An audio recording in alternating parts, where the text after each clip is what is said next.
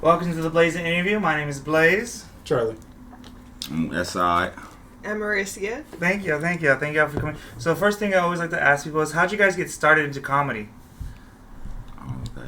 Well, me actually, I started off doing skits. Skits? Like on Instagram and stuff like that. So, there was a lot of controversy about like people who do skits can't do stand up. It was like a little time frame where, everybody was saying that. So Really? I really just tested myself just so if somebody come for me, I probably, you know what I'm saying? Honestly, So like I did a comedy contest in like the beginning of 2020, and then did that. I was like, I did cool. So I was like, all right.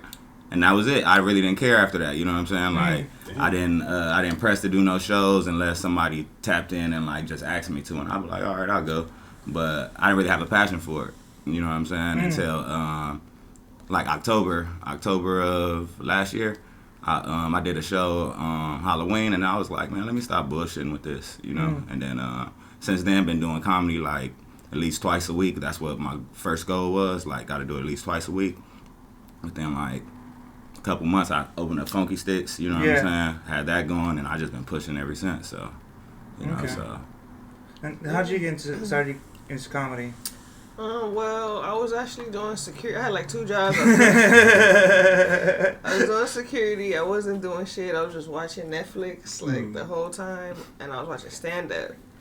And I don't know, I just got it in my mind. Like, I started thinking like, damn, I low key be doing this. Like, like with my family and at school, like I one class clown, like it was just all lining up, and I was like, I should try this out. You know what I mean? Like, so I didn't do it immediately. Like on the next day, it probably took me like at least a year to really get up the courage to like, okay, I'm gonna put some energy towards really being on the stage. I was just kind of looking on Instagram, looking at people and stuff. And I finally hit this girl up who seemed like she knew something about comedy and was on stages. And I linked up with her like in Malibu. Oh, Malibu. She had like a show in Malibu, and I was like thirsty to figure out like, how I could get on stage. I was like, I'll come. I mean, I had a car, So. That's the important part. I had a car, so I had a Jeep Wrangler at the time. So nice. so I was like, fuck it. So I went over there. She actually didn't have a car, so she was like, can you give me a ride home? Like, that's the main reason she invited you. That's how I got my start. Somebody asked me for a ride home. Are you perfect for tonight? Hey, you need a spot? Cool, you got a car, right? Thanks. Oh my god. So, and the funny thing is, I missed her set. Like, I didn't even see her set, but I stayed for the show or whatever, took her home, and then that ride, she was like, I got a show for you. And in my mind, I was like, what? Like, you gonna put me on the show? Like, you don't even know if I'm funny? Like, I'm thinking like, oh, HBO special, my nigga, like, what's going down? Like, I was like super excited. Like, I had got an outfit, like, I got everybody, you know what I mean? Like, and it was like a real sweaty, like, African heritage store, like it was kind of low key horrible, but all that, but like all my family and like friends came, and it was turned up, and after that it was over. That's like, nice. It was over. Okay, yeah. so your first so you was the comedy contest, and then yours was in some sweaty shop. Yeah. Oh God, I'm like, what is it? Like Overhill and Slauson. Yeah. In Slauson? Okay. Great bars, I love brand. Like Lemert Price. you know that CVS going up the hill, going up that. I always, I'm not good with that. Oh, like you go over direction like the CVS up the hill. Right next to where that cat core lives. Right there. I'm just thinking about like the girl that like got you started. Like, what if you went and saw her and she was trash? Nah, I mean, have you seen her since? We got into it, like, okay. Cause she tried to like ask me to borrow. Y'all ever deal with this? Like, they be like, oh, can I borrow some money? And I'm like, we wasn't that close, and she asked for like $250 or $250. Yeah, not like let me get 20, let me get like a $20. Yeah, that was her friendship limit, $20, nigga. Like that's what you asked me for. Like, and I was like, nah. You exceeded that. That's too much. I'm like, nah. I'm going to I was really going to New Orleans. I'm like, I need my bread, Yeah. Okay. She was like, what if I get it back? What if I get it back to you by like the day before I was leaving? I'm like, what if? Like, But she came up with this whole story like I got robbed at gunpoint. I got robbed at the ATM, and I made all of it back except like how you get robbed at the ATM? It got cameras. Yeah, you better off saying that you just short. Yeah, like how you said she put all in caps. I'm never gonna forget that. I made all. You didn't make all of it back. You asked me for $250. Put that almost in parentheses. I made almost all of it back underneath your breath. So how did you get started with Funky Sticks? So how did that come about? On Halloween, the show that I did was at Funky Stick. Somebody had rented the venue. They had a stage and the whole parking lot. Because I've been there beforehand. I remember that. Yeah, and after that, like I just talked to Funky, had a conversation with him, and he was just like, "Oh, we do comedy on Tuesdays right now," and I'm like, "Oh shit, bet I'll be there on Tuesday." Mm-hmm. And it was another host that was doing the Tuesdays, and then it was cool, and I was just going there. Every Tuesday, and then it got to the point where a lot of people was coming to see me, you know, and I was really getting into my zone. So I asked for Thursday because actually the host on Tuesday had they had something to do or something, so they didn't come. So I had a gang of people come that day, and so I happened to host. You know what I'm saying? So killed it. Like it was crazy. You know, it was a crazy night. So I'm like, did that the next week. She didn't come. Ran it back. Same thing. You know. Was that your first time hosting? Yep. Wow. Yeah. Just being thrown in it like that. That's how it is, you know, just feet in the fire, just go straight at it. Yeah. So what are some difficulties that you have found with hosting and having to, like, do you find, like, things hard, like, especially, like, because Funky Sticks is outside, so, like, the weather plays a big part of it. Oh, yeah. Weather is the biggest problem right now with it being outside, and right now it's raining and everything like that. But just adjusting to it, you know what I'm saying? Like, when people like being at a place, they understand. They don't want to go there when it's raining. So it's like a no-brainer. When it's not raining, oh shit, I could go. You know what I'm saying? So it took away, but I started it off in January. You know what I'm saying? So it's right around this time that I started it up. So it's like if we started it and it was able to build throughout this weather and stuff, then you know it should be able to. It's gonna withstand. You know what I'm saying? Yeah. I mean, every time I go there, it's always a great atmosphere, great comics. You know, just the energy is always just like inviting. It's a great turnout. Every time. Appreciate it. It was funny. We were talking about it. It's like because you got to go there. Sometimes you got to like earn the crowd. You know what I mean? You got to earn the crowd because if you're not funny, they'll turn around and start smoking. They'll let you know quick. And the crowd, like they real, you know, they real, so they're not gonna give you no fake laughs or try to encourage something that they, you know what I'm saying, that they don't want to. Yeah. But at the same time, they real respectful too. So like sometimes I'm up there and I'm like, man, they ain't fucking with me tonight. You know what I'm saying? And then when I get off the stage, people hit me like, you crazy, like you know. So you know, with comedy, you gotta know like everybody not big crazy laughers. You know what I'm saying? So everybody not gonna be going crazy, ha, you know. And you gotta have people enjoy you. You know what I'm saying? So it's about the smiles. You know what I'm saying? People like just you having their attention. That's really all that matters at the end of the day. Okay. You know what I'm saying? Because they gonna grow with you. Okay. Yeah. That's tracks. So another question is like when it comes to like writing your guys' material, like writing, you know, like because you said you did skits before. Like how do you like translate those like previous thoughts and those previous like experiences into your writing? And like your stand-up, like how is that writing process for both of you? He's like, I need time. I mean, I already got my answer, you know. In the beginning, I was like super like write every joke out like a fucking book and like very detailed, just because I thought that's how I had to be. And then once I got used to performing and coming up with new shit, honestly, I just kind of like maybe write a note in my phone or something. And then I'm like a very visual person, so like I'll visualize myself doing the joke over and over and over and over. I see myself on stage, bam, bam, bam, bam. So it's like I'm not practicing, maybe not like I'm gonna practice it eventually, but I'm always kind of practicing like in my mind. Yeah, you got it, because like when you stop practicing, then you stop like learning, because like there's sometimes like you be thinking about your joke and like I didn't think about that before. Yeah, but I was telling him like. Even before I was a comedian, like I remember I used to be driving or just doing something, I would think of jokes and stuff. And I feel like no reason, you know, I'm like, haha, that's funny. Like, you know, like be in traffic like I'm funny. Like, you know, so it was I feel like it's just meant for me to like that's just meant for me to do. I feel that. What about you, Westside? Yeah, I think the skits. Well, with my comedy, I tell a lot of stories or in scenarios and stuff like that. So I think my skits just it's kind of like my stand up is kind of like just skits that I'm not recording, almost. You know what I'm saying? When I really think about it, because when I did skits, I would improv them. So it'll be just an idea. And then usually I'll do them with school, and we just improv. Like, all right, shit, I just got out of jail, and you my uncle. You know what I'm saying? You picked me up, and then it's like, boom, we just do it.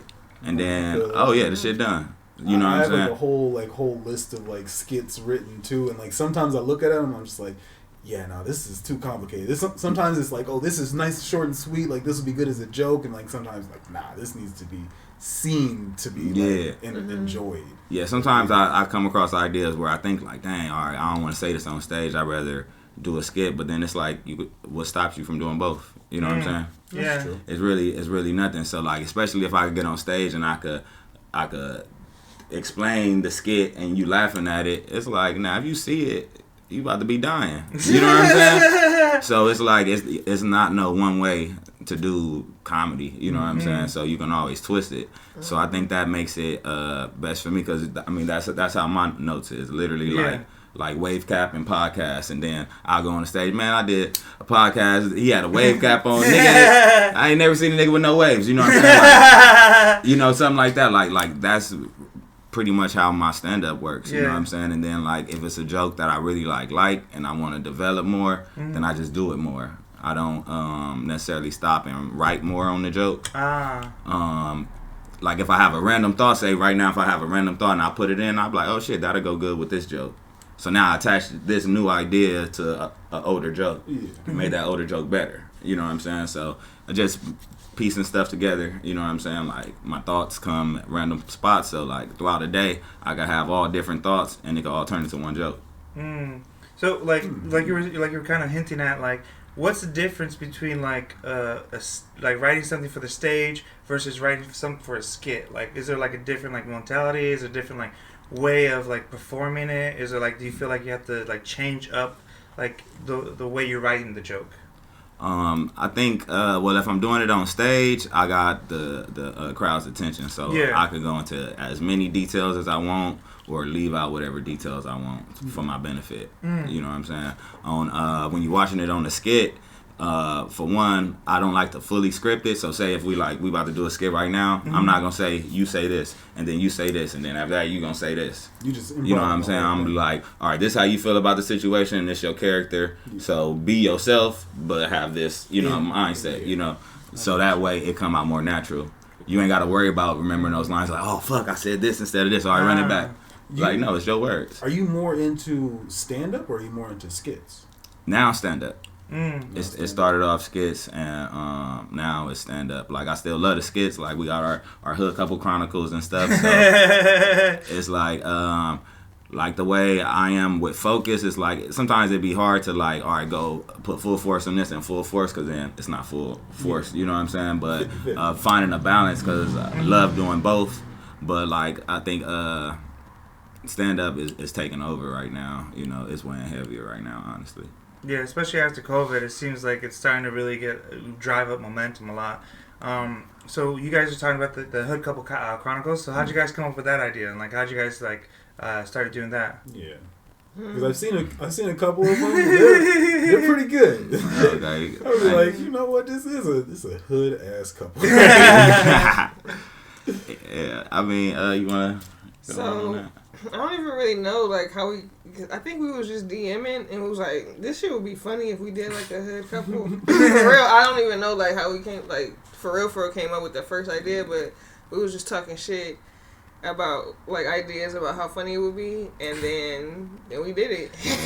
And like you said, we just met up one day and we had a general idea, and then we both stupid as hell. So it just hit. Yeah. Like we didn't really know what direction it was gonna fully go or anything, but like once it got done, it was like I was impressed, honestly. You know, because it's well shot. Doing skits with different people, it's like sometimes it's like, man, I wish this person was funnier. You know what I'm saying? Or like, I wish this person, you know what I'm saying? Just to be honest, you know what I'm saying? Or you be like... I feel like we both picturing each other right now. Nah, but some people could be directed, or they like, I'm not comfortable in this, like, tell me what to do. And it's like, all right, boom. Like, you know what I'm saying? Like, and sometimes that works, or you could play around that. But people who think they like funny and they want to take over and then it don't match up with what your mindset, it could go bad real quick. And like, we didn't have that at all. It was like, every idea that popped up, oh, okay, yeah, we're gonna go with that. And it wasn't like, say this, say that. It was like, boom, we just going. So like... It was like that thing in improv where you're just like, yes, and exactly, and we was just going with it, and it just been working out. So then after that, momentum built, so we just had to keep going. So we got big plans for it going. It's still going. You know what I'm saying? Actually, we just should be dropping like soon. You know what I'm saying? Probably today, whatever day this drop. Yeah. Okay. Man, if stand-up don't work out, you could be a director. I mean, that's all in the plans too. Like as it working out, you know what I'm saying? That's still, we gotta keep newness. You know what I'm saying? Yeah. Just like I'm thinking skits was one thing, and then now I found this newness with stand-up. Like it's gonna be a combination of the both. When it's getting to the real productions and stuff. It's so like easy that, to mix them together because they play so well, especially in this social media age with Instagram and Twitter. Like, you just post something and it just can get shared like that, and like Instagram's like that too. Wow. Facts. Yeah, I got some crazy thoughts that I'm not gonna act out. I'm not gonna say. So I gotta give it to somebody else to do, right? You know what I'm saying? So gotta create and open up opportunities so that way, Yeah, you got it. Because especially in comedy, it's such a... I've never understood like this whole like you gotta do it by yourself mentality. It's a huge group community thing, and I felt like especially with your mics, especially at Funky Sticks, I feel like you create a really good community and bring everyone together and like the atmosphere and everyone like enjoying themselves and enjoying being there. And that's one thing that I really appreciate about you guys and about your guys' like whole set. Is like you guys are always just so inviting. It's the energy. Appreciate it, man. It's the energy. It's just when it comes back to like the filming and all that. Do you guys do all the filming and the editing yourselves, or do you guys set it up? Our whole Westside team. Westside Productions. Nah, I wish, but nah, we set up the cameras ourselves, or if you see one of us in the shot, then the other one is most likely holding it. So we propping it up again. We figuring it out. So nah. If you want to be part of the production team, you know what I'm saying? DM. There's an internship program. We, you know what I'm saying? The Blaize and Shark podcast on Indeed.com. Hey, use promo code Blaize and Shark. You know what I'm saying? Right. Yeah, we do everything. So Okay. It's the real deal. Right. So what do you guys shoot on? You guys just shoot phone? Just phone. Okay. See, Nice. Man, phones are so technologically advanced. You could just shoot on a phone. And then you just do all the editing on the phone too. Okay. Yeah. What software? What do you guys usually do? Like, what's the process and like shooting and then editing and then like deciding what is good enough? Yeah. That's the hardest part, I think. Like because the stuff that you cut out, sometimes be the funniest stuff, but it don't work the best with the storyline, or it makes it too long. Right. You only get a minute and 30 seconds on a reel. So we'll shoot all this footage, and we'll be like, fuck, like, how are we going to choose? How we get rid of these 2 minutes extra, They bumped that up to like 3 minutes? They just bumped it up to 1:30. It was like 1 for a minute. Like, they slowly kind of bumping it up. I think I'm thinking about like TikTok, maybe. Have you guys thought of like changing instead of changing your format or like changing like the where you're publishing, instead of going just on Instagram, also publishing on like YouTube, so that way you can have longer form stories or intricate things? Definitely working on it.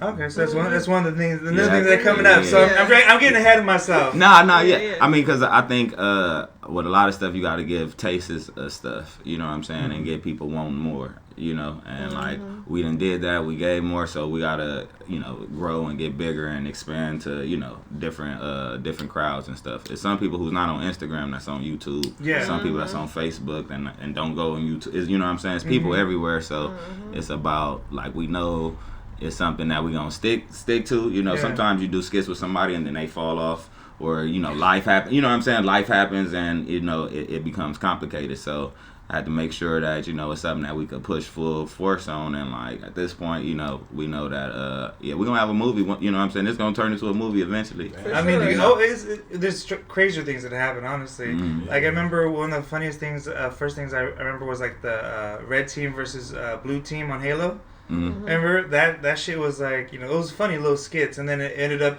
becoming all CGI fights and shit. I mean, like, how do you do this one little thing that was just like doing teabags on fucking Halo to fucking like having a full blown like epic battle scene with like CGI and shit? Like they had a whole story. Didn't they have like seasons? They had like 14, 17 seasons and a whole movie. Seasons? Oh shit. Yeah, but like off people interacting in Halo. Yeah, it was crazy. Just a little thing, but like, you know, especially like, you know, with your skits, how did you like? When did you start doing your skits? Like, how did you get into improv in the beginning? How long have you been doing comedy in general? I mean, my whole life really. Like, I'm burnt out. You know what I'm saying? Like, you know, like I better make it tomorrow. Like when I was younger, my family, they kind of hate me because I'm always joking. You know what I'm saying? That's just who I am. My homeboys and stuff that I still, you know, locked in with today. Like, we just shoot on each other. Like, you can't say nothing like, oh, you can't say nothing bad about yourself, because then everybody gonna talk about it. You know what I'm saying? Like, man, I think I'm losing my hair. What? You gonna get all? You know what I'm saying? So it's like, it's just the nature that I grew up in. I was always joking, and I always like been the funniest or one of the funniest, I say. You know what I'm saying? So it's like, it was easy to just go into it, you know. But actually, Scoob had.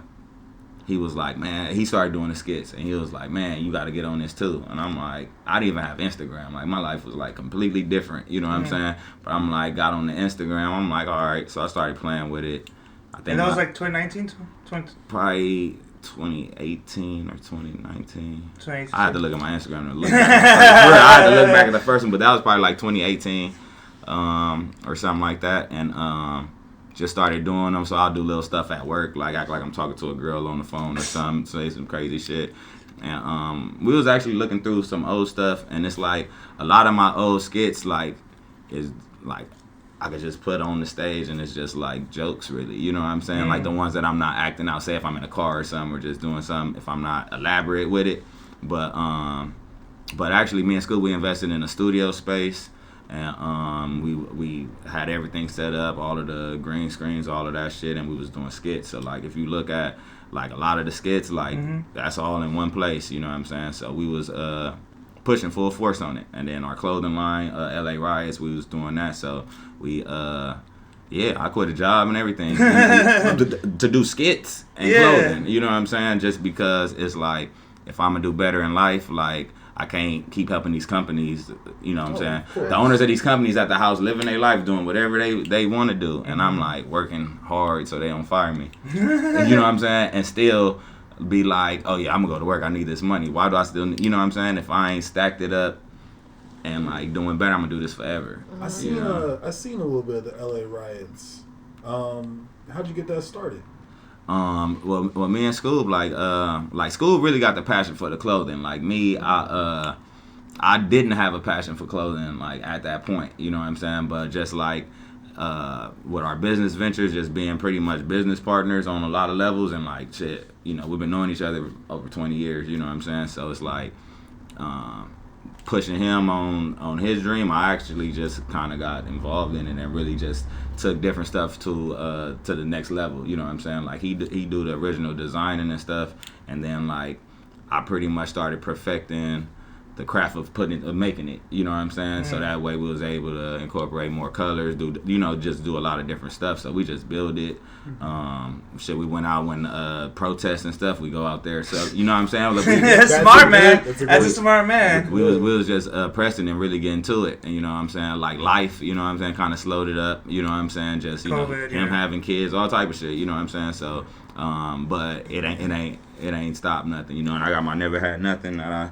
You know, this is my brand. I usually wear on stage all the time and stuff like that. And we still got the LA Riots. So you know. LA Riots and the Never Had Nothing. Those are two different. Yeah, they're brands? two different brands. Yeah. Okay, so the Never Had Nothing that started to win. Shit. When I started doing comedy for real, like when I in October. Yeah. Okay. Yeah. Okay. Yeah, low key Nice. about October, maybe a month or so after, cause November. This is that area. yeah, like around And that so time. you guys are pressing your own shirts and everything. You weren't ordering them Wow, from you the got a factory. whole press machine and everything? Yeah. I haven't outsourced. I outsourced. We outsourced like one collection that we did with LA Riots. Other than that, it's our hands. You know? Nice. How's the whole processing of like pressing all that? Like how hard is that? Yeah. Like what is what is the like from comedy to just making shirts. I mean, you're your own sweatshop, motherfucker. I mean, for me, it became like part of my program. If I got a show, basically I made an outfit every day before a show. Like if I had a show, my day started figuring out what color I'm gonna wear, making my outfit, so just feel good. Like I felt like if I go on stage and I'm gonna be in front of people, I can't get in my best if I don't feel my best. You know what I'm saying? I'm like remembering now to like not last Monday but like 2 Mondays ago when we was roasting, and I'm like looking at you and I see like this all gray sweatsuit of never had nothing. I'm like, God damn, that looks good. What am I doing? You know what I'm saying? So, and that's like, that's just something that it helps me. You know what I'm saying? It helps me up there. Like I actually.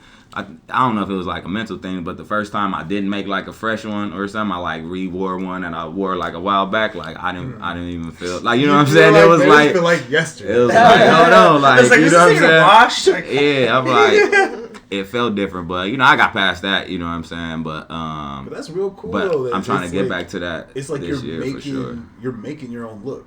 And it's, I don't know, that's pretty dope. It reminds me of Deion Sanders. The cornerback. He has a rule with his suits. He after he wears it, he doesn't wear it for another 3 years. Oh yeah. Yeah. Minimum. Like a 3-year time capsule. At least. So he has so do we like date him or something like that? Yeah, he date them.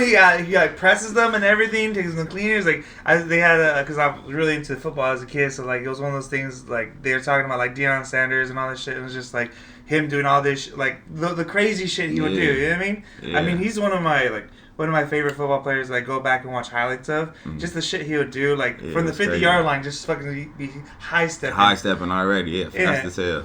I mean, looking at him as have you seen the shit? Have you seen him as a coach? Yeah, I love him as a coach because he still got his cockiness from the field, but now he got a mic all the time. You know what I'm saying? Like he always able, so it's funny.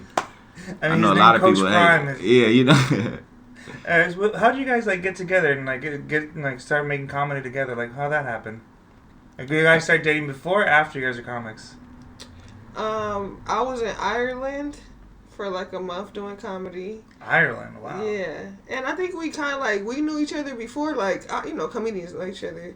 And I remember he came to a show, and I'm not gonna lie, I thought it was a rapper. I said, I ain't gonna lie, yeah, I stereotyped him. See it. She said, yeah, you could probably perform at one of my shows, thinking I'm a like rapper stuff, like, you know what I'm saying? Or intermission, like what? Right, like, and so I could pull something off my album. I'm like, oh no, you gotta know who I am. That's all. But at the time, he didn't like, a lot of it was during the pandemic, so a lot of comedians was like, let me get stage time, right? But he didn't ask me for stage time. That's why I didn't think he was a comedian, because he was just chilling. So I'm like, all my right. bullshitting time for I was that bullshit time. He was chilling. He was probably just peeping game, like just seeing this, or support. I mean, I don't know what the fuck I'm answering for him, but yeah, he was just checking me out. But yeah, so like, I don't know. Then I seen him do comedy like before I went to Ireland. I think like low key, like a little bit before I went to Ireland, and I was like, oh, this nigga funny. Did you go to Ireland to do comedy, or how that happened? I went for my birthday, and then I was like, you know what? Like while I'm out there, I'm for sure like try to hit the stage. Like why not? It's Ireland, right? Yeah. So I hit the stage, and then like I kill shit, and then it was like, oh, can you do more shows? I'm like, yeah, I'm going. Like hell yeah. Like so I stayed like a whole month. To do shows. They were really feeling you out there, and like, did you have like Irish jokes and like, yo, Ireland crazy, y'all be drinking. Like, yeah, I did. That was my set.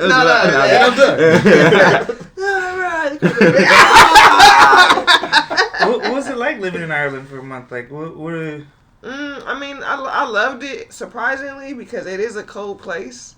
Oh. It's cold, like, most of the time. But it's so beautiful that you kind of like, you know, it was a new place for me, so I'm like, fuck it, you know, just wear a jacket, you feel me? Where like, to, bitch? Where to, you feel me? It's real beautiful out here. Like, oh God. And then, you know, I was there for a month, so I slowly, like, got a little Acclimated. bit more acclimated to it, and I didn't have to wear so much at first. And then once you be inside a bar, like, you get, you know. Yeah, like, it gets warm. You Yeah, get it's not like I'm free just drinks in outside all the time, feel me? So, like, you gotta walk some places or catch the bus. What was but the comedy scene out there like? amazing. So much better than LA. How so? Cause it's like, I don't know, like, you know how LA is, like, it's so many people that come here and think that they can be a star, right? And then there's like this hierarchy of like, oh, you know, the bougie, and then I'm an A-list, I'm a B-list, but in Ireland it's not like that. It's like, you funny, you gonna get booked. It really ain't no, oh, I know so-and-so. I mean, it is a network, but it's a funny network. It ain't no, this is your dad, or you know so-and-so, or you the friend of so-and-so. So no, it ain't that. It's like, they base it off talent alone. You know what I mean? And they have a very structured, like, every show is, like, you know how, like, you might have a show that run different than my show. You might pull a show, it ain't never gonna really be the same out here for the most part. Out there, it's like, no, every show pretty much 8 comics. They're gonna have an intermission in between, and they're gonna be very respectful the whole show. Like, it ain't gonna be a lot of bullshit going on for the most part. Like, you know, they very polite. Like, excuse me, you talking during? Like, it's like, like, they really would be like, oh wow, you're so rude. Like, how could you be talking during this? There's a show going on, and I was like, what? Like, in LA, you be like, hey, nigga, I'm talking. Like, bitch, shut the fuck up. Yeah, like, or they talk, manners. and then they be like, now don't get me wrong, it is heckling out there to the extent. God, like, it's still some people that get drunk and be like trying to talk during your set, or like answering back to your questions and shit. Like, nigga, shut up. But it's a lot easier, I would say that, and it's a lot more respectful. Like, I think they respect the craft like a lot more out there. So I'm going back. We going back. We going back. Okay. Oh, well, I bet he haven't been, I but gotta yeah. update my passport. He's like, I'm paying for it. She's like, we going. He's just coming. He's being a luggage. Ship me out there. You know what I mean? The biggest FedEx box. But I Yeah, think biggest we go FedEx back, box. we gonna do more than Ireland. Like, I just stayed there for a month and just like did my shit there. But I could have went to England. I could have went to like I could have went all over. Yeah. So that's what I'm gonna do next That's time. dope. Okay, cool. So you guys are having this whole Euro trip planned out. For sure. Was there ever like I don't know if they speak.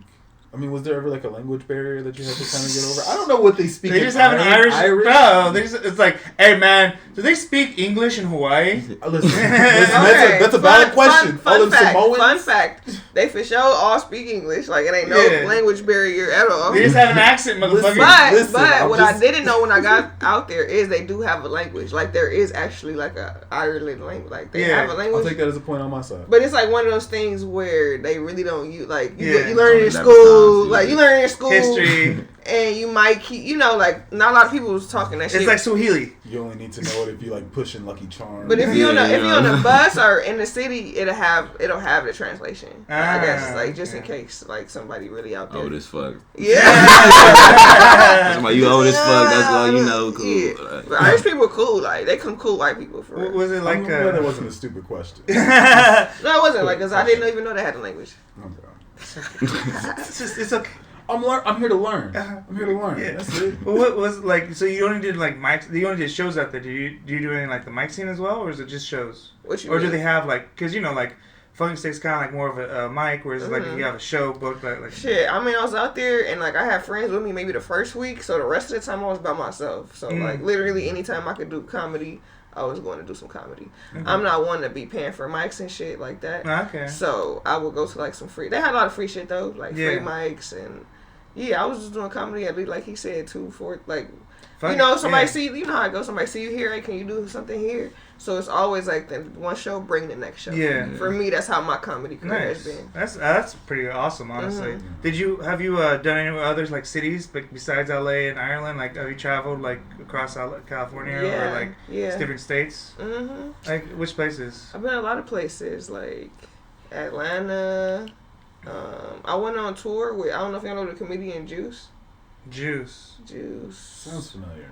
Yeah, he's a comedian. He had an open mic spot in Inglewood at one point. He had a little comedy spot, and then he decided to do a tour. Okay. And so we went to Oklahoma, Las Vegas, San Diego, and then I went on by myself to Atlanta.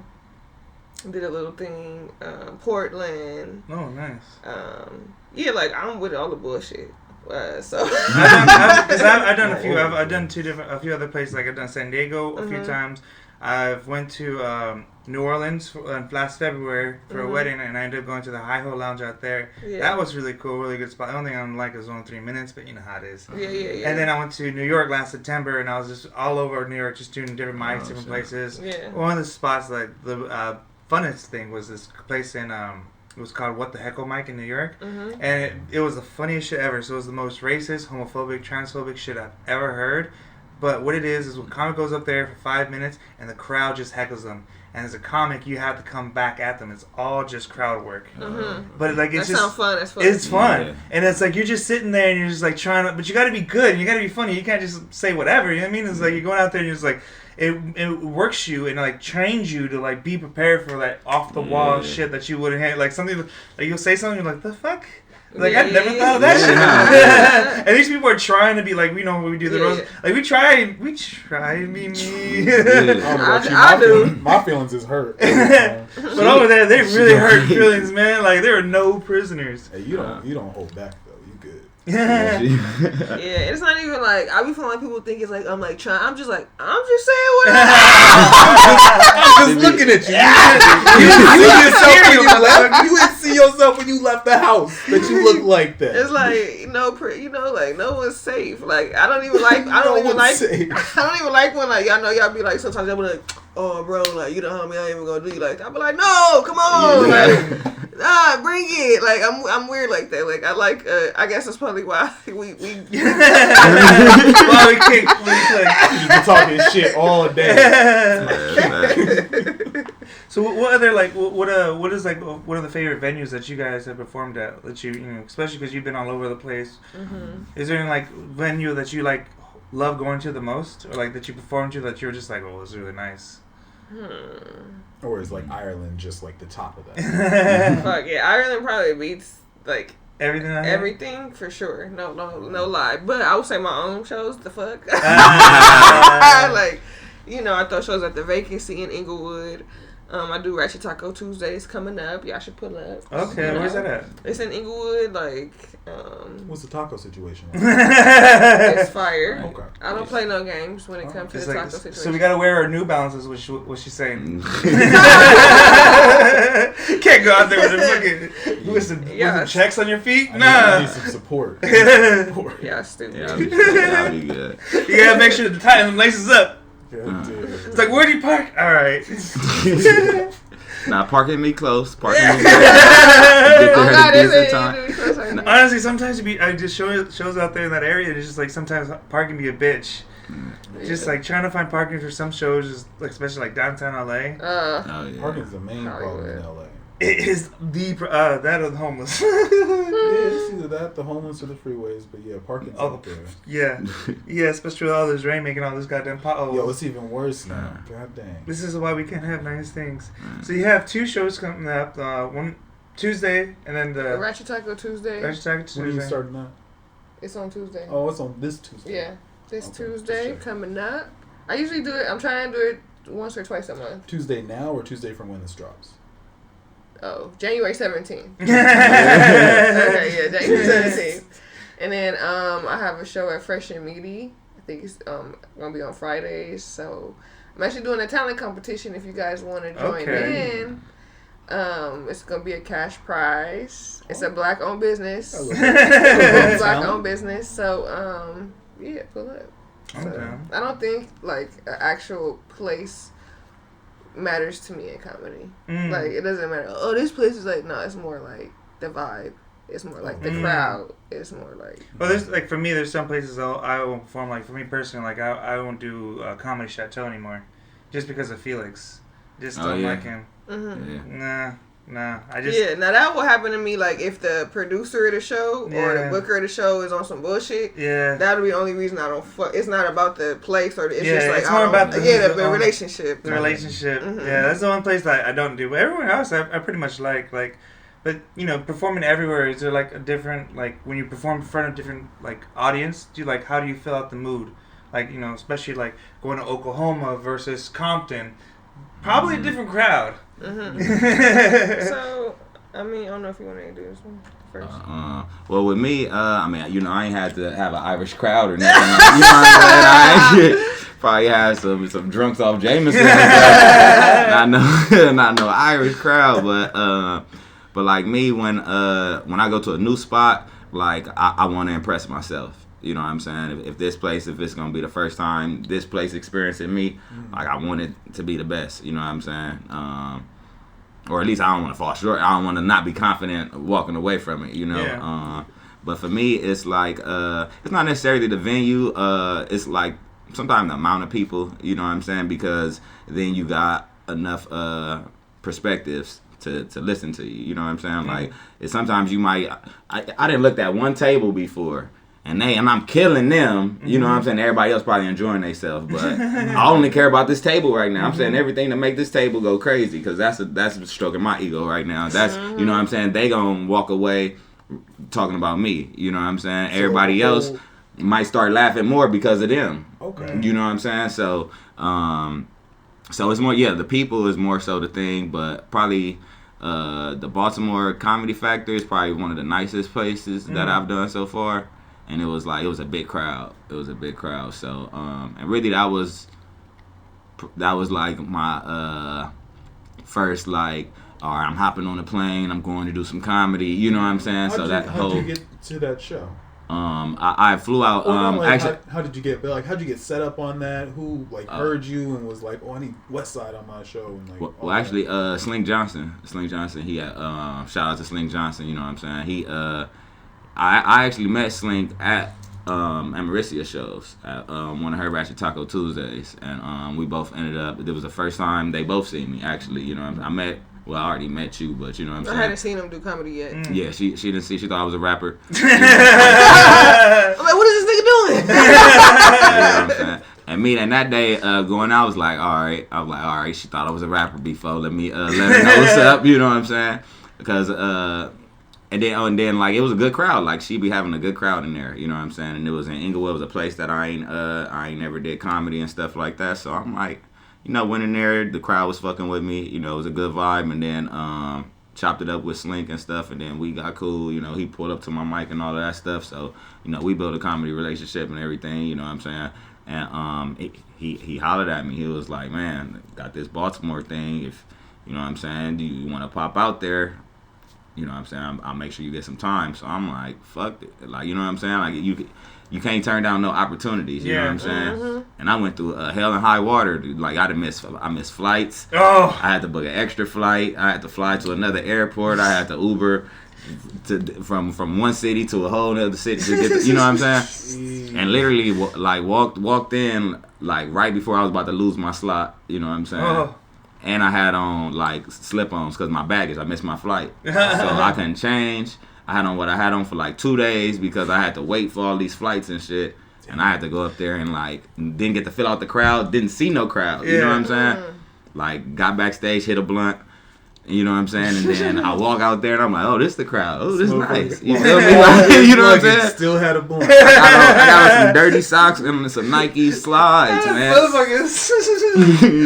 can lose everything, but goddamn, God be damned if I ever lose a blunt. Goddamn, I need that blunt. Man, you know what I'm saying? Keep that blunt on you. Because I had an overlay in, Colorado. You feel me? So I caught the little train to a weed shop. You feel me? So how the fuck do you get back on the plane to with the shit? Because it's legal out there, so you can go through TSA. Get on the plane, it's the getting off is the you problem. Get through TSA.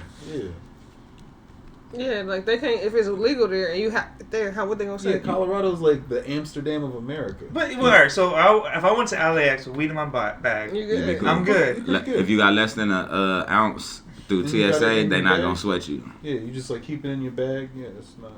Yeah. Okay. You could probably bring more weed on a plane than toothpaste. I guess technically you're supposed to be going to a legal state. Like if you're going to a state that's legal, it's okay. But they don't ask that question, I guess. They don't know where you're going.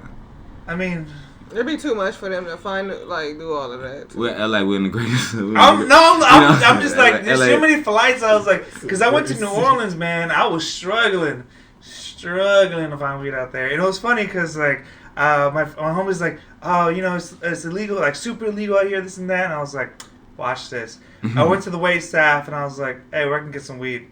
I was like, I swear, I went to the wait staff and they're like, I ain't got none on me, but I got some edibles. I'll give it to you for like 25. I was like, deal. I was like, fuck it, man. I need something. I even looked for the Domino's guy. I was like, hey, man, I'm gonna order Domino's right now. Y'all got some weed over there? You got any salads? And it was like, oh man, that dude's off tonight. Blah, blah, blah. I was like, man, you the pizza man. You supposed to know somebody who's selling like shit. Yeah, you either went to a house that had to deliver some shit, or I was at the hotel. I was at the hotel, and I said to the pizza man, I was like, hey, pizza man. He's like, what? It was I just said, Domino's man. And I was like, what? And I was like, come here. I was like, what? It's like, weed, man. I get some weed. He's like, the fuck you talking? He's like looking around like he's got like he's about to get fucking locked up or some shit. Yeah, make sure you ain't got no bag, no wire on. Got no wire. He was like checking water me. on you and shit. But that's how I was at the wedding, and one of the other guests, she asked me, what was that you're eating? I was like, put it in my pocket, and I was like, Nerd's rope. Didn't even get no brownie over here eating candy. Yeah, I got a little bit of the Nerd's rope. Let me get a piece. You gotta try to get some of that. I ain't gonna lie, in Ireland it was hard to find weed too. It's not legal out there.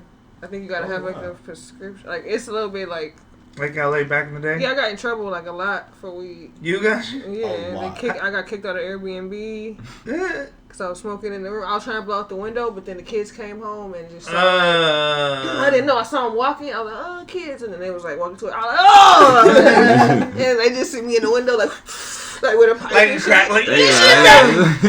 Oh no, they wouldn't like the lady. She came down. She was like, you gotta. I'm like, oh fuck, all right, it's not gonna work out because I'm gonna probably smoke again. At least she was honest about it. Yeah, I was like, I didn't give her a hard time. I'm like, yeah, I knew I probably shouldn't be smoking. I was like, I feel like you wouldn't have caught me though if them little bitches didn't walk up.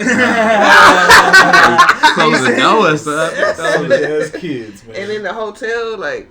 Luckily it was like checkout day, but I was blown in the hotel, and then they came in, it was like, oh no, yeah, they charged me a smoking fee. They was like, it's very like looked down upon still. Like it's not one of those like out here where it's like everybody smoke weed. They like, you smoke weed, you know what I mean? Like you in Montana or some shit. Not like among like the comedians and like people kind of my age, but just like overall like census is not like Blaize it up, nigga, you know, like,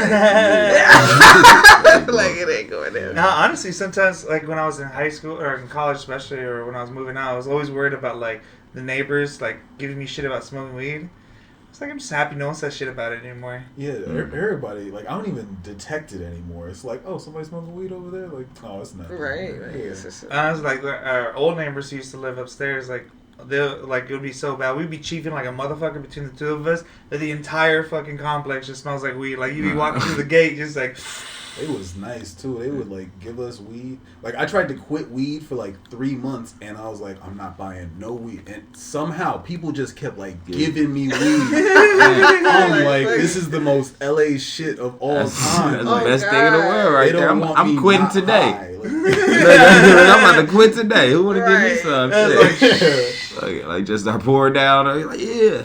Sometimes karma be like that. It makes decisions for you. Like I was meant to smoke weed. Yeah, So. you was making a bad decision with your life. Yeah. Gotta fix that. Being a beautiful woman in LA, I've gotten a considerable amount of free weed. It's like it's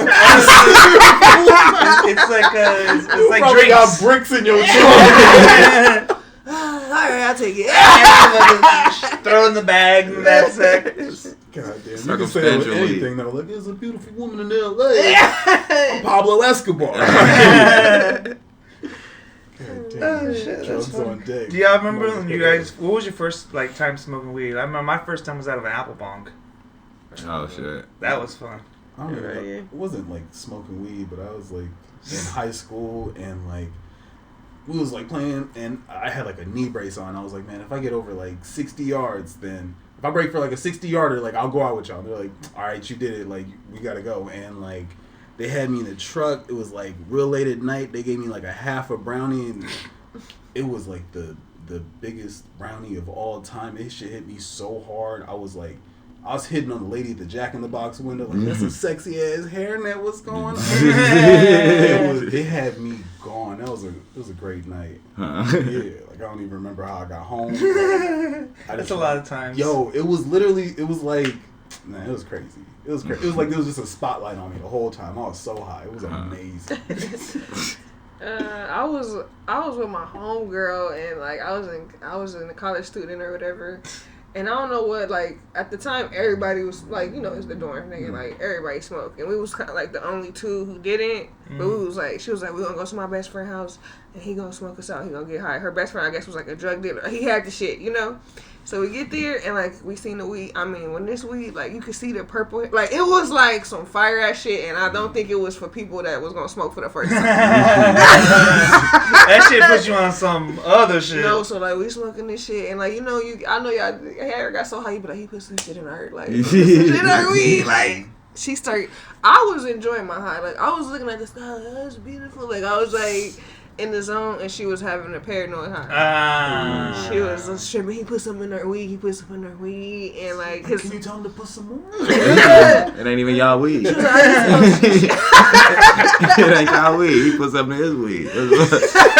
Y'all smoked it with him. Like he didn't put nothing in that shit. This is how I like my weed. It was just so high that she felt like she was like, I need to go to the hospital. Like, we didn't go. Like, we ate. We did the regular high shit, but she was just tripping in her mind. And I was just like, we'll get through this. Like, it's fine. But that shit was lit. And then after that, I was like a smoker. Like, I was like smoking all the time.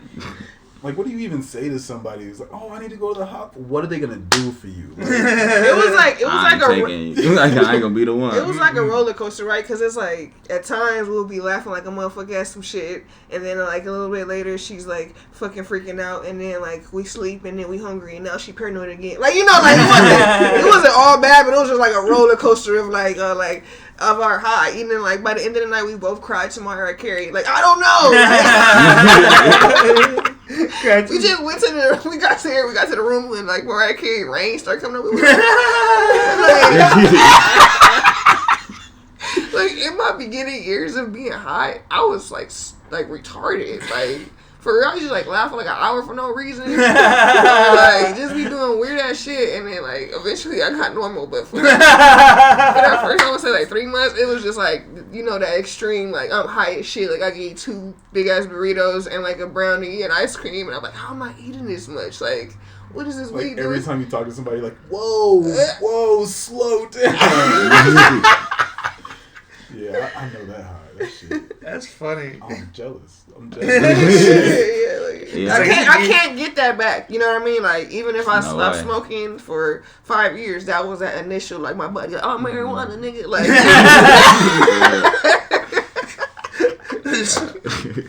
like, let's fucking go, you know? Them, shit, I'm trying to remember my first time. I was in 3rd grade. No, it was 2nd grade. Real talk. First time it was probably like 5th grade. You know what I'm saying? But this, you know what I'm saying?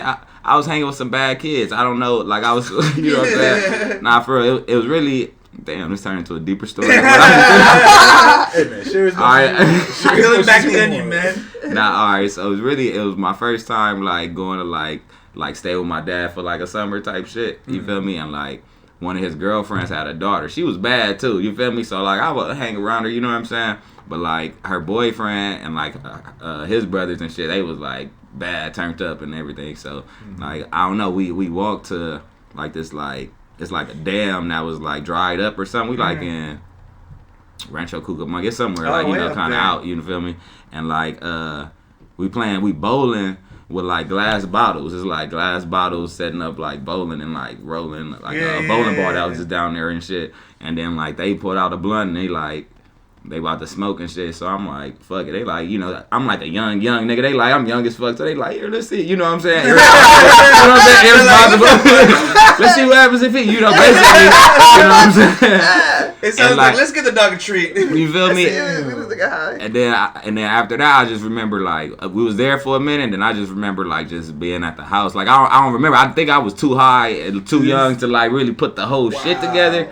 But I know I was smoking. But like after that, once my shit really started, as far as really smoking, voluntarily smoking, you feel me? it was really in high school, and then like me and the homies, I don't know why we decided. None of us smoked before. We just like fuck it, we about to go get some weed. I think his big brother, the school was in his brother's hood, so we went to the apartment building, got some or whatever. And then, like, we upstairs, we just smoking. It took a long ass time to roll a motherfucker, for one. Cause don't nobody know, you know what I'm saying? So I think we stuffed it. We, like, stuffed it or whatever, which is hard as fuck to get the tobacco out in the first place. But anyway, we stuff it, and we smoking. And we like, man, this shit, they gave us some bullshit. You feel me? You know what I'm saying? They never smoked you know what I'm saying? You probably like that because you're like, man, I had some shit last time that made me tell them. You know what I'm saying? You know what I'm saying? I'm like, it's some bullshit. The next thing you know, we just laughing. We like bumping into each other, just doing dumb shit and shit. Like, still got our backpacks on and everything. Just smoking on the stairway of a building and shit. We like, oh shit, we high. You feel me? After that, we went to the school. Like, the chubby homie, he couldn't really hop the gate coming back because he was like, he was chubbier than, you feel me? And it was just funny. Like, the whole day, it was just like going like by the little gym and shit, and was just high, just laughing and just being dumb as fuck, like, for a long ass time. Damn. Yeah, that was it.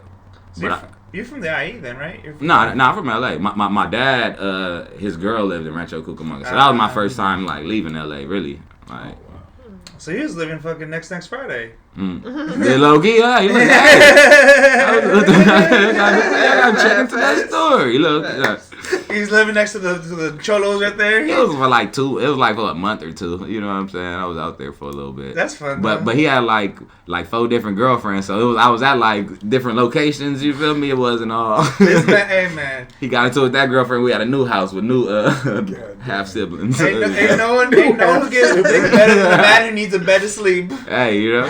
He was Rolling Stone for sure. I think he still is. You think he still is?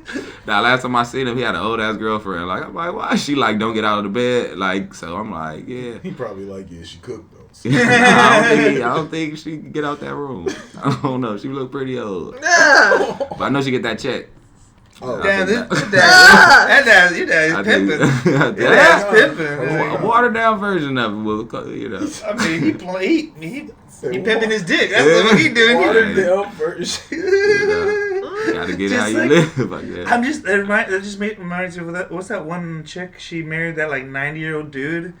And then she was like in her 20s. He was like 90 or something. And then she like died. Oh, man. And like became wild. It was like in the... He inherited everything? Yeah, it was like the late 90s, early 2000s. In the game. She was a Playboy model. I know exactly who you're talking to. I can't remember. I see her face. I just don't Nicole or something? Anna Nicole? Yeah, I think it was Anna. Shit, it wasn't 90 years old. No. He was like in his 70s, maybe like 78. Ooh, Anna Nicole Smith, you talking about? Was it Anna Nicole Smith? It might have been Anna Nicole Smith. I don't think she was 90. No, she married some dude. The other dude. Oh, the other dude. Oh, okay. I'm like, my 70 or 80 or something like that. And he died. He died. probably got the best of her, but she was like 90. 25. I think the dude was like 72, and then 2 years later he died, and she. Oh, that's how she came. I mean, that's what you gotta do, man. That's what you gotta do. Hey, man, I ain't gonna lie. I would like your daddy. Like, if you gotta do what you gotta do to get a good paycheck, you know what I mean? Yeah, you're just looking for a place to sleep. Honestly, if I would, we should just open up an old folks home that just fund our careers. Right. Just go there, just like put the pay. All right, 7:30. Everyone go to bed. I'm like, Blaize, they need you in room 7. Don't forget the tray. No. Was it No, you need to pimp the old ladies. You need to get the guys like, all right, you can go to room 14 right now. They won't remember. They got dementia. Money, Dolores. Come on. That's low prices. That's like short this week, back. Nancy. Come on. Do you really want that hip replacement? You gotta work for it. Work it for the hip replacement. That's the Dollar Tree of coochie. That's the Dollar Tree of coochie right there. The Dollar Tree of coochie. Little Five Below. You know what I'm saying? It's gonna expire in a week, so eat it now. Oh damn, no. That kind of worked too well. He's fired in a week. It's like you put the taste in my mouth. Oh, just like dust. Dust and cobwebs. You gotta like brush it off and shit. Rinse it it off. Get wet like it used to. You really gotta lube up. God damn. Oh, man. Damn. So so you guys' goals for this whole coming up year is to obviously build your guys' brand, start your open mic, and then what other goals are you guys like going to Europe? What are the goals like you guys want to do this year coming up? To achieve through comedy. Yeah. Yeah. Touring, the main thing. Main thing for me, really. Touring. Yeah, being able to let everywhere see me. Instagram and the internet do so much, but somebody seeing you in person is a whole nother program.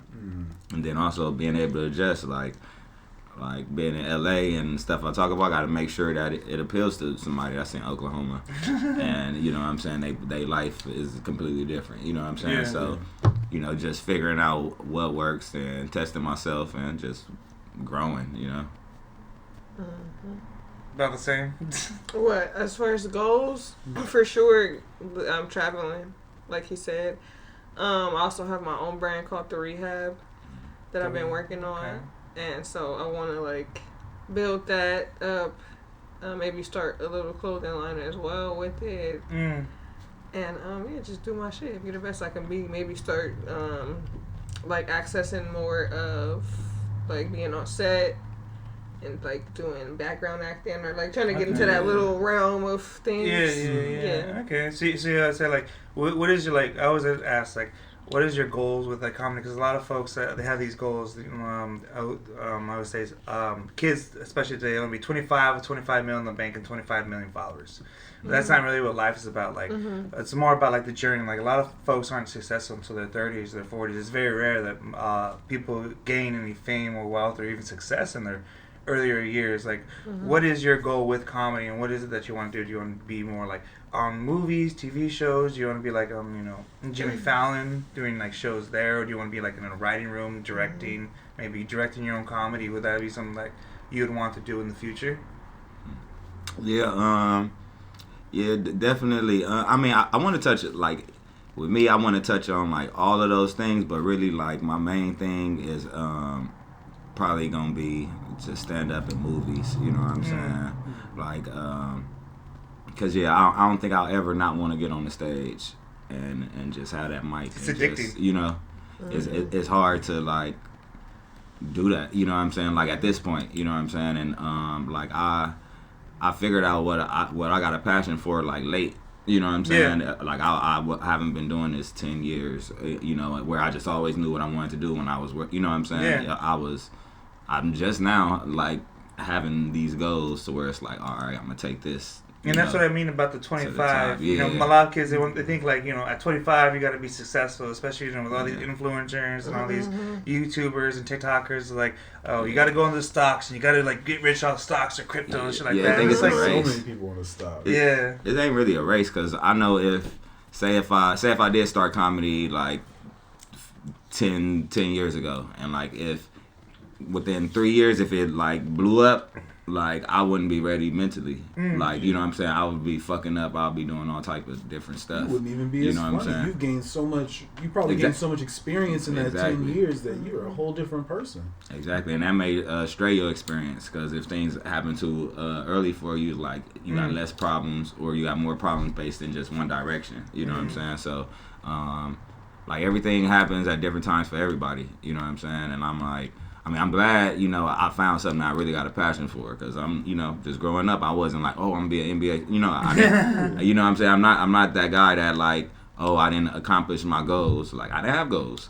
You know what I'm saying? Like, just to be real. You know what I'm saying? That's facts, though. That is true. You know what I'm saying? And like, comedy itself is like one of those things where it's better for you to have more experience before you do something or do that. Like, some people are like, I don't know, some people want to be like successful, like, doing like music and being like young and doing music, but you can be young and doing music. You can't really be old and doing music. I mean, the way the society's working, but like, you can't really be young doing comedy. It's like more of a popular, not even popular, but it's a lot easier of a thing to do when you're older and you have that experience. It's an old man's game? It's an old man's game. It's an old man's game, but you just definitely need experience. Like, you need relatability, you gotta be able to relate to whoever in there. So if like we walking somewhere and some old people, then we could talk about like our version of old people. Like, you know what I'm saying? You know, like if somebody younger than us, they might be talking about us a little bit. Like, hold up, motherfucker, like these is way, you know what I'm saying? Like, they don't, you know, It's perspective. they don't really know, you know. Yeah, so for me, I definitely want to have my hands in a lot of pots. Like I was showing him the other day, like I had directed a little this series I was working on called the Inglewood Rehabilitation Center. It's kind of like a play on The Office, but except it's a rehab, and it's like a little bit more ethnic. So, yeah, I want to push that out, and I want to get my own club, the rehab. Like, so you want to open up your own club? Oh, that's a lot. That's hard. That's a lot of work. You would open it up in Inglewood? Yeah. Very Okay. possible. I like that idea. So that's called like the rehab. I like that. Yeah. So I want the light up sign. You know, it won't only be like the main thing will be comedy, but I definitely like want it to be a restaurant. Like you can come turn up, like just a spot for people in the community because we don't got a lot of shit in Inglewood, you know, like, or in over here. Not over here, but where I'm from, like, ain't no comedy clubs. No. It may be a couple bars. Like, you know, I really don't have a lot for the community, so I would love to, like, just have that, like, the rehab, and you can pull up, and I want it to be, like, too swanky, like Hollywood, like, who are you? I want it to just be, like, everybody welcome, turn up, you feel me? If you want to get a VIP section, you can, but that's not the main focus of the club, like, get a table and spend thousands of dollars, like, no, just come, laugh, have a good time, get some weed, get some drink, get some mushrooms, you know, like. The main thing in rehab is to get messed up. It's to get messed up. I guess that's the ironic part about the name. I see with that neon sign. That sounds rehab. Yeah, that would be sick. Yeah. I would go with the rehab. Do you have a timetable for that, or is it like, are you have any plans in motion, or like? As far as like the club, it's kind of hard because obviously I need like hella money for that, like you know. But I think I'm working my way there as far as just continuing to produce shows, so that way when I do get my club, it's not like it's like she's been doing shows, like now she has her own spot. Yeah. You know what I mean? So I want to keep that momentum. The rehab is already like the Inglewood Rehabilitation Center is already filmed for the pilot. So now I'm working on like someone edited for me because I really don't want to edit that shit myself. No, I was gonna. No. He's gonna offer you services? No, I wasn't even going to offer services. I was, because I heard the editing part last before I had started to ask my question. I was like, where can I find this? But it hasn't been edited, so. I don't know how I'm actually going to like bring it to the world. I don't know if I'm going to like try to sell it to some network or put it on YouTube, or I haven't decided because that's so like kind of close to me that I don't know, you don't know what to do. Like, it's your baby. It's my baby. So I'm like, I hardly ever used to not talk about it. I did it like in the pandemic, and I didn't talk about it for like a minute. And now I'm like, okay, like you put all this money into it, and like all that work, like you need to do something with it. You know, you can't just like let it sit there. So definitely gonna work on that. Yeah, because like you say, it's your baby. It's like, and you want to make it perfect. You want to make it as good as you can. Like one of the things I always hate is like, you know, sometimes some jokes they're your babies, and you got to kill your babies. You can't, you know what I mean? Some jokes you love, but they're just not working out there. I don't know. Or have you ever like you work so hard on something? Are you like, this is gonna be great, and then you go back and you're like, fuck, this is trash. And like, I guess that's kind of every time, right? Every time. It's like it might not be trash, but you're just so hard on yourself, and like you have these expectations. So you're like, you know, like if you're looking back on something that you did, I would love to look back on some stuff that I did and say that was trash. But I mean, like, just with the mindset of like when you do it, you have fun doing it. I did. And then when you look back on it, you're like, that's trash because I'm a different person and like I am so much better than this right now. I could make this so much better. Yeah. Oh God, that's how I was kind of feeling. But I'ma still like push and like write. And for stand up, I don't know, like I would love to be in a big arena like the Madison Square Garden or like some huge ass fucking spot and just like make people laugh. Like that's the dream. Like if I can get there one day, like I'll be satisfied. For me, my like dream venue would be the Mayan Theater in downtown LA. Have you been to that one? No, it's on like Hill and I think 3rd. And that's it. But it's like a really, really nice theater because I always go there to watch the Lucha Vavoom, which is just Mexican mass wrestling, which is always so fun. But like that's like one of the things like. One of the places like I just went there and it's just like all the Aztec building, the framework, the way that the stage and lighting is set up. It's just like I went there and I was like, this is where I want to be at. This is where I want to perform. And that's what like one of my goals. Like my goal is to perform there. So that's like the thing. So it's just about working towards those things. I think like especially what you guys want to do is like very very doable. Especially like you opening up your own club and especially like where you're saying where you're at. Like once you hit like the 10 freeway south, there's nothing there. Mm-hmm. It's so hard because like you talk to so many comics who come from that area. There's like, man, we wish we had a spot. We wish I had a spot. And you ask, and it's like, oh, why don't you? You know, a lot of people's like, oh, why don't you start a spot? And it's like, oh, I don't know, this and that. Mm-hmm. But having that drive and like, you know, like where you have in your spot in La Brea, like it's you know, for us it's a little bit further drive, but for people out there, it's like it's a sanctuary. Yeah. You know what I mean? Mm-hmm. It's, you know, it's the one spot that, you know, it's fun place. You know, it's great atmosphere. You know you're gonna have a good time there. You know the crowd's gonna be great. And I know every time that I ain't got nothing on Sunday, if my Sunday's free, I'm like, yo, funky stick. Thursday. I was like, we gonna do the voiceover on the editing, like on me on Thursday. We just do voiceover Thursday. He all heartfelt. So like, if I ain't got nothing to do, that was heartfelt. Like, bullshit. Where do you be at? Because it ain't even going down. It ain't there, bro. It ain't Listen, there. I ain't had an empty Thursday in a while. Okay, I've been locked up. Like, come on, just let me. So he come on Sundays, but he always be late. Yeah. Because we don't do it. Like, he always, I missed it. I missed it, man. Damn, I'll be here next Sunday. Shit. That's why he been missing it. Yeah. I was like, where y'all at? Like, goddamn, it's empty here. I'm going to do my comedy. Y'all came here to comedy. I ain't going to lie, though. Funky, every time we go there, whenever there's a show, he always makes some really, really good food. Oh, yeah. Mm-hmm. I used to have, like, some chicken. That jerk chicken. Oh, that jerk chicken. He's had some ribs. I remember he had ribs one time. I ain't gonna lie. Half the time I go just so I can get some. Yeah, you know what I'm saying. You know what I'm saying. Get the best show you can get with some jerk chicken. You know honestly, what I'm saying? That shit, the rice and the beans on the side. Mm-hmm. Oh, yeah, with potato salad. Tastes how it hit. Yeah, no, fun. I'm hungry now. I mean, actually, I think he might be cooking tonight. Because it's not raining. We got the show running tonight, so he might be cooking tonight. Yeah, I ain't got none of that jerk this year yet. So you feel me? This year, about that? Yeah. It's just 2 weeks long. Do you know what I'm saying? Y'all making me hungry. Well, Let me stop. But yeah, we've been here for over an hour. I want to appreciate you guys and thank you guys for coming on stage. Really? I want to say, but on the podcast. Mm-hmm. It's a stage. But let the people know where they can find you. Plug your stuff. Instagram, YouTube, TikTok. You know, where's the Funky Sticks?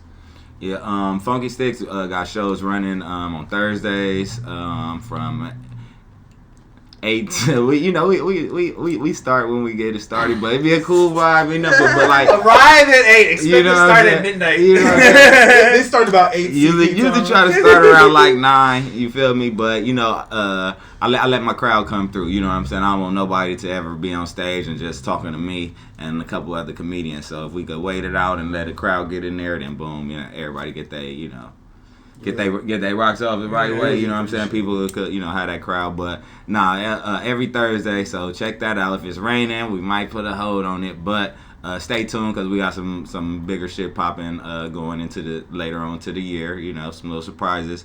Also Monday at the Sunset Rooftop, I do a show there. Actually, I need to book you on that too, Blaize. So you holler at me on what Monday, you feel me? And this is documented too, so I can. So be like, hey, motherfucker. Hey, nah, really, this Monday I was gonna ask you, but then like with the rain situation, then it flooded, so it was like it already didn't work. But I figured she was gonna be there for the roast. But yeah, MG Westside on Instagram. Stay tuned on YouTube. The Hood Couple Chronicles will be on YouTube soon, so stay tuned with that. And it's about to go crazy this year, so stay tuned. Yep. Well, you already know you can find me at the Vacancy in Inglewood on Ratchet Taco Tuesdays. It's always going up. A new spot I got coming is Fresh and Meaty in Carson. If you're a comedian, you can sign up for the mic. I got a talent competition cash prize January 27th. So you can do that. Yeah. And you can find me on Instagram at Amarisia, AMARICIA_comedy. I do have a YouTube. It's not a bunch of shit on there, but you can check it out. It's still my name, Amarisia. Yeah, so cool. All right, thank y'all guys. Take care.